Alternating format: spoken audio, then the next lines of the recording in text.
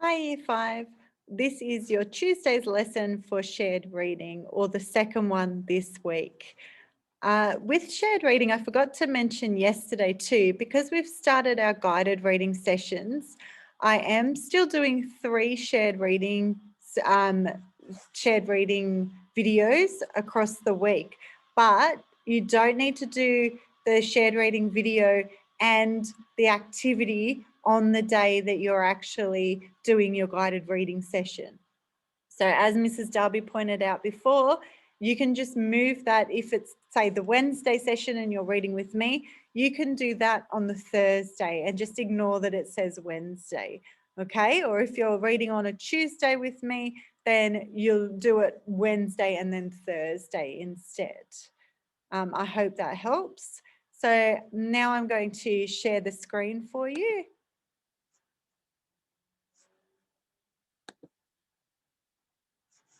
Okay, and we're going to go up here to my shared reading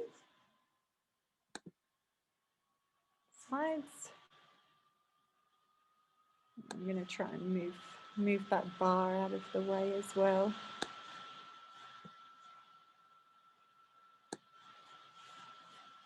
Okay, there it is. Okay, so our learning intention for this week, we've changed text and text types. So therefore the purpose has changed as well. So we are learning to explain how persuasive devices are used to convince people to buy things. We're actually going to touch on that today. Remember how I said what persuasive devices are the things that they use in either the videos, the text, or the photos or so, and the language structure and text structure to actually help convince. Okay, there's lots of things that go together to help a text convince you to do something.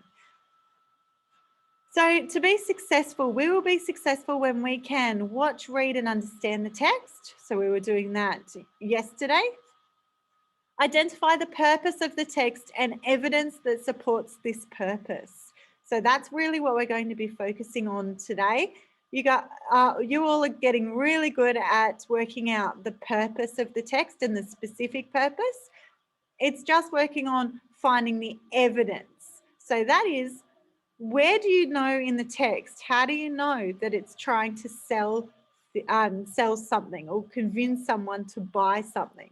That is a persuasive text. A persuasive text is always about wanting an end, something to come from it. It wants an end point. So it wants you to buy that house, buy a can of Coke or a drink, or do something, sign a petition. There's always an action that it wants you to achieve.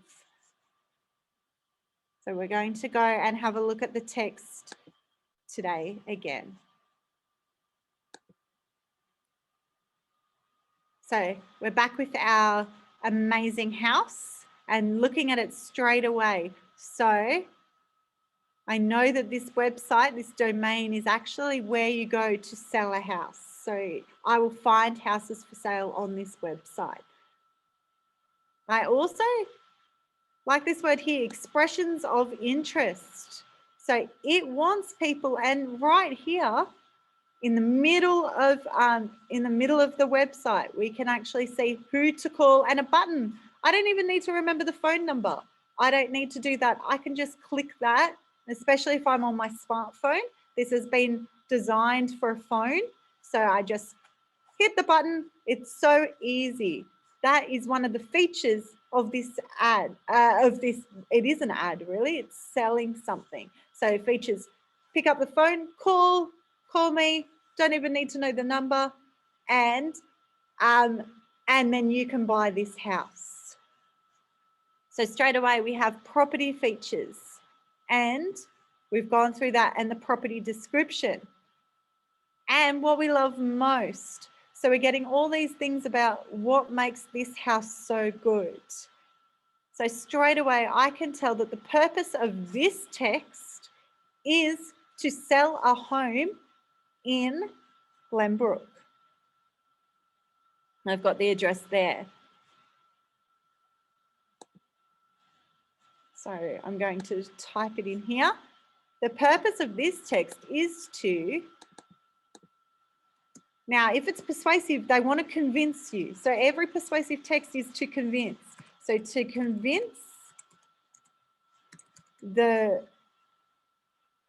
viewer, I'm going to call it a viewer because you're not necessarily a reader of a website, you're a viewer because there are videos, there's text, there's pictures, so you're viewing it.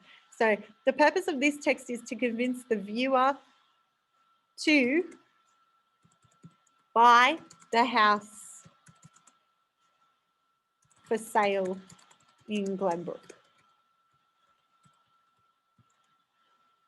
The next part is where I'm actually finding this evidence. So I know this because, it's a good sentence starter, I know this because, okay, the photos show a beautiful, immaculate house. I can use that word, immaculate house. So I know this because the photos show an immaculate house. There is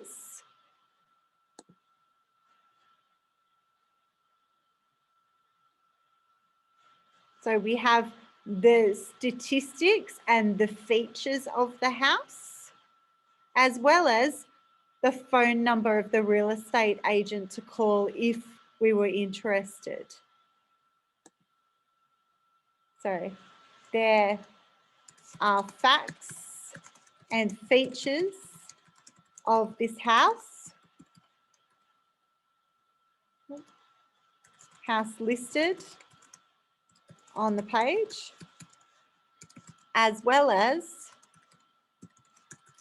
the real estate's phone number to call if you are interested.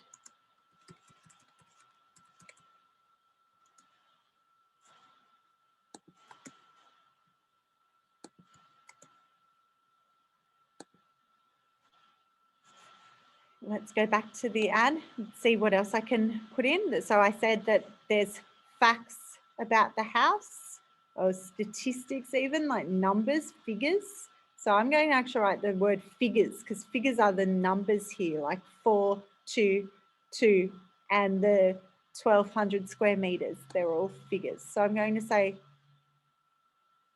there are facts, figures,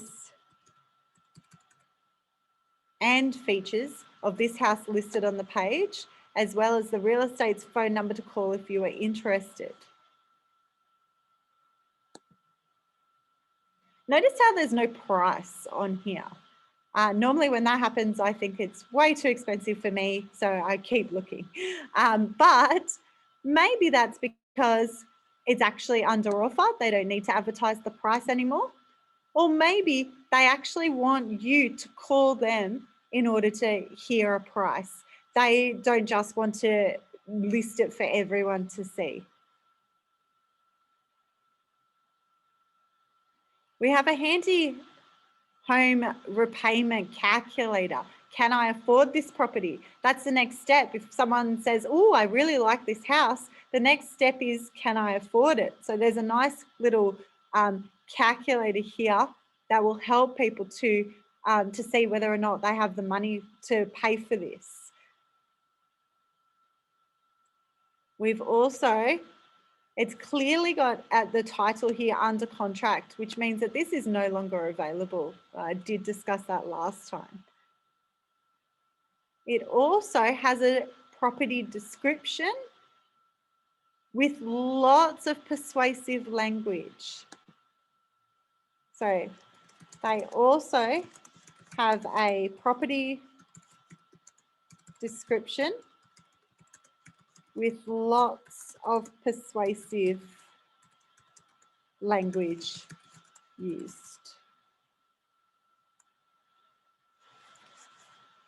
Okay, this is what I want you to do today. I really want you to try and give me the evidence from the text about what do you hear and see and what do you notice on the page that will convince someone that, this house is for me. We're going to go deeper tomorrow into our lesson about what are the actual specific language devices we are using in order to, or the author, the real estate agent, is using to entice people for this house. Okay, stay tuned for that one, and I'll be back with my next video tomorrow.